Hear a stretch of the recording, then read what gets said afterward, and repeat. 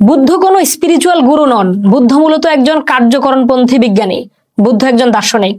বুদ্ধের সব দর্শন কিন্তু বিজ্ঞানের মূল খোঁজা একটা প্রশ্নকে ঘিরে। সেই প্রশ্ন আর সেই খোঁজার বিষয়টা হচ্ছে দুঃখ। দুঃখ কি? দুঃখ কেন হয়? দুঃখ থেকে মুক্তি লাভের উপায় কি? বুদ্ধ খুঁজেছেন। খুঁজতে খুঁজতে একদিন বুদ্ধ উত্তরও পেয়েছেন। কি সৌভাগ্য আমাদের, এই ভূমিতে, এই মাটিরই এক অশ্বত্থ গাছের নিচে বসে আমাদের জন্য 4 আর্য সত্যের নিরিখে দর্শনের মালা গেঁথেছিলেন তথাগত গৌতম। বুদ্ধ পূর্ণিমার দিনটি শুরু থেকে শেষে আমাদের বুদ্ধের বোধিলব্ধ জ্ঞান চর্চায় কাটানো উচিত। আজকে বুদ্ধকে নিয়ে ছোট ছোট কয়েকটা আলাপ আপনাদের সামনে নিয়ে আসলাম। বুদ্ধং শরণং গচ্ছামি। এই জগতে যে কোনো কালেই যখনই মানুষকে বলা হয়েছে তুমি কি ঈশ্বরে বিশ্বাস করো, উত্তরে মানুষ ঈশ্বরকে দেখতে চেয়েছে, উত্তরে মানুষ কার্যকরণের কথা বলেছে, উত্তরে মানুষ নিরাকারকে স্বীকার করতে অস্বীকৃতি জানিয়েছে। কিন্তু বুদ্ধের প্রশ্ন ছিল ব্যতিক্রম। বুদ্ধ মানুষকে জিজ্ঞাসা করেছিলেন তুমি কি দুঃখে বিশ্বাস করো? মানুষ জানে দুঃখ নিরাকার, তবুও মানুষ এই নিরাকারকে অনুভব করে। জীবনের কোনো না কোনো সময়ে দুঃখ দ্বারা সে আক্রান্ত হয়, দুঃখ থেকে পরিত্রাণ খোঁজে। তাই মানুষের কাছে যখন দুঃখের অস্তিত্ব সম্পর্কে প্রশ্ন করা হয় তখন প্রখর জড়বাদী মানুষটিও অস্বীকার করতে পারে না। তার কার্যকরণের শাখা প্রশাখা ভেঙে পড়ে। প্রবল আবেগে চোখ আর্দ্র হয়ে আসে মানুষের। অসহায় মানুষের চোখ মুচকে দিয়ে বুদ্ধ বলেন এসো আমার সাথে। বুদ্ধ দুঃখের, অসুস্থের, অসহায়ের সহায় হয়ে বলেন আমি তোমার দুঃখকে দূর করব। বার্ট্রান্ড রাসেল শেষমেশ খেপে গিয়ে বলেন বুদ্ধ চতুর, নিজেকে নাস্তিক দাবি করে এই লোক সবাইকে আস্তিক বানিয়ে ছেড়েছে। সর্বম দুঃখম দুঃখ।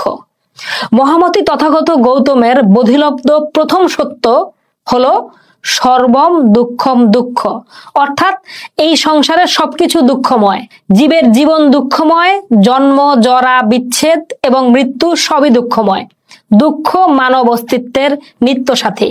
কার্ল মার্কস যেমন উদ্বৃত্ত মূল্যের হারিয়ে যাওয়া উৎসকে আবিষ্কার করেছিলেন, ঠিক সেই মাপের দুনিয়ায় আর একটি মাত্র আবিষ্কার হয়েছে বলে শনাক্ত করেন রাহুল সাংকৃত্যায়ন। সেটা হলো দুঃখের সার্বজনীনতা। বুদ্ধের মতে সুখ কখনোই দুঃখের বিপরীত কিছু নয়। সুখও এক ধরনের দুঃখ। উনি সুখকে বলেন দুঃখের ছদ্মবেশ বা ছদ্মবেশী দুঃখ। বুদ্ধের মতে এই সংসার যেহেতু অনিত্য এবং যা কিছু অনিত্য তাই দুঃখময়, ফলে সবকিছুই দুঃখময়। সর্বগ্রাসী এই দুঃখের কারণ আর দুঃখ থেকে মুক্তির উপায়ও গৌতম বের করে গিয়েছিলেন। গৌতম বলছেন জন্মে দুঃখ, নাশে দুঃখ, রোগে দুঃখ, মৃত্যুতে দুঃখ, অপ্রিয়ের সংযোগ দুঃখময়, প্রিয়জনের বিয়োগ দুঃখময়, সকল কিছুই দুঃখময়। এই দুঃখ অল্প নয়, প্রচুর। ধর্মপদে বুদ্ধ বলছেন এ দেহরূপ গৃহের নির্মাতাকে অনুসন্ধান করতে গিয়ে জ্ঞানাভাবে তাকে না পেয়ে বহু জন্ম এই সংসার পরিভ্রমণ করলাম। বারবার জন্ম নেওয়াটাও দুঃখজনক, কষ্টদায়ক। সবকিছুকে দুঃখ দেখতে পান বলে অনেকে বুদ্ধ দর্শনকে নৈরাশ্যবাদী বা নিহেলিস্ট দর্শন হিসেবে চিহ্নিত করতে চান।